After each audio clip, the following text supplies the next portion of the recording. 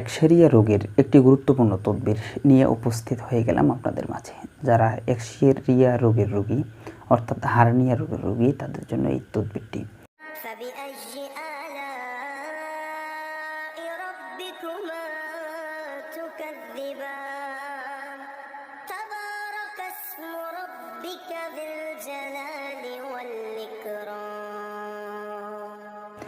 ইন্নাল হামদুলিল্লাহ ওয়াসসালাতু ওয়াসসালামু আলা রাসূলিল্লাহ।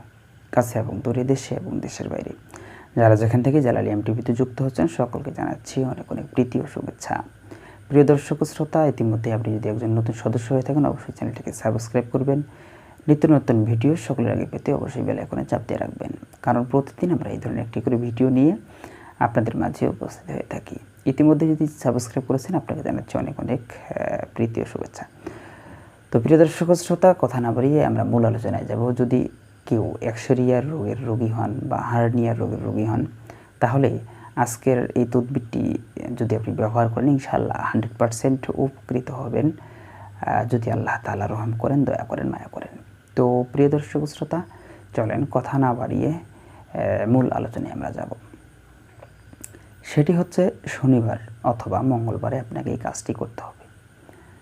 খুব সকালবেলায় উঠে একটি ছুরি হাতে নিয়ে আপনি দেখবেন আপনার ধারণা অনুযায়ী যে সবচেয়ে পুরাতন শিমুল গাছ কোনটি। আপনি শিমুল গাছের কাছে যাবেন। শিমুল গাছের কাছে গিয়ে পূর্ব দিক থেকে একটি শিমুল গাছের কাটা ছুরি দিয়ে আঘাত করে ছাড়িয়ে নেবেন। ছাড়িয়ে নেওয়ার পরে এই কাটাটিকে 4 ভাগ করবেন।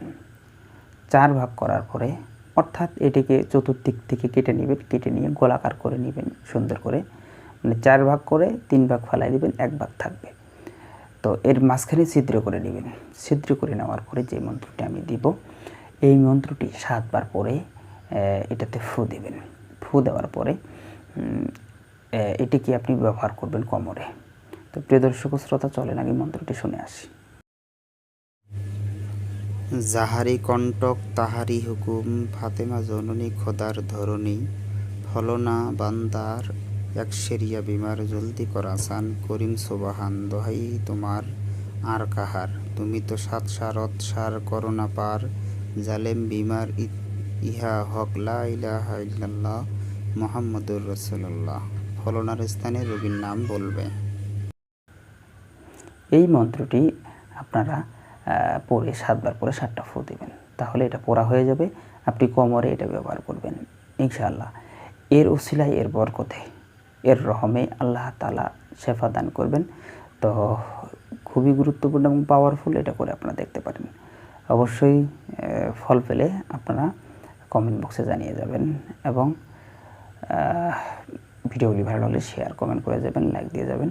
কার কী ধরনের ভিডিও প্রয়োজন অবশ্যই জানাবেন।